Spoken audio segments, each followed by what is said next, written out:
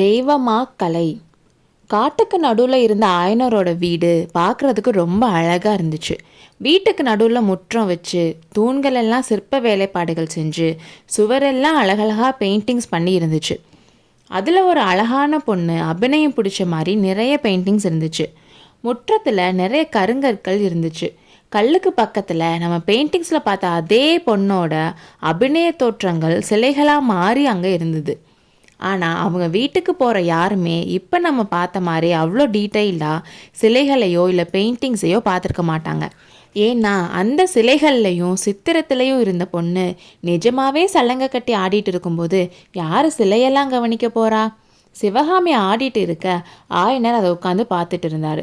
அப்போ திடீர்னு நிறுத்துன்னு சொன்னார். அந்த செகண்டே சிவகாமியும் ஆடுறதை நிறுத்தி அதே போஸில் நின்றுட்டு இருந்தா.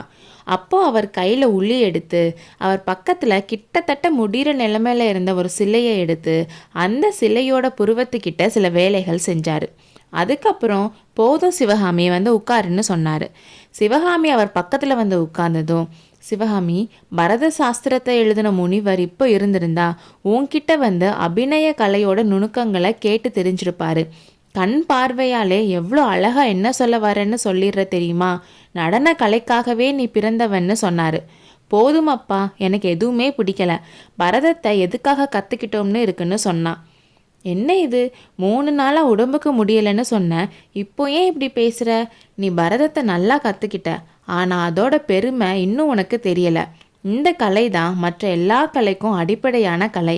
அதனால தான் இதை தெய்வமா கலைன்னு சொல்கிறாங்க.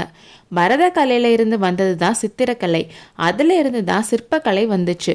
பரத சாஸ்திரம் பற்றி தெரியாதவங்க இசையை தெரிஞ்சுக்க முடியாது. இதை அன்னைக்கு ருத்ராச்சாரியாரே ஒத்துக்கிட்டாரேன்னு சொன்னார். ருத்ராச்சாரியார் யாரு? சக்கரவர்த்தி பக்கத்தில் பெரிய வெள்ளை தாடியோட உட்கார்ந்துருந்தாரே அவரா? ஆமாம், அவர்தான் நம்ம சக்கரவர்த்தியோட சங்கீத குரு. இசையை பற்றி சாஸ்திரமே எழுதியிருக்காரு. அன்னைக்கு உன் அரங்கேற்றத்தில் உன்னோட ஆட்டத்தை பார்த்து என்கிட்ட வந்து உன் மகன் நல்லா இருக்கணும், அவதான் என்னோட குருட்டு கண்ணை இன்னைக்கு திறந்து வச்சா.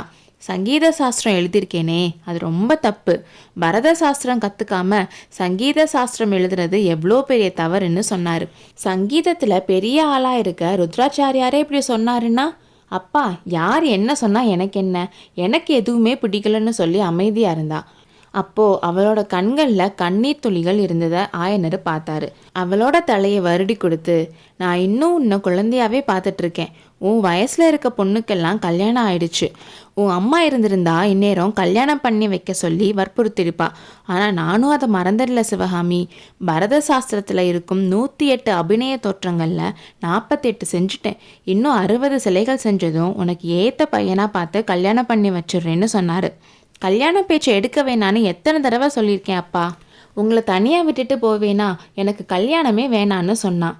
உண்மையை சொல்லணும்னா ஆயனருக்கும் சிவகாமியை கல்யாணம் பண்ணி கொடுக்குறதுல விருப்பமே இல்லை.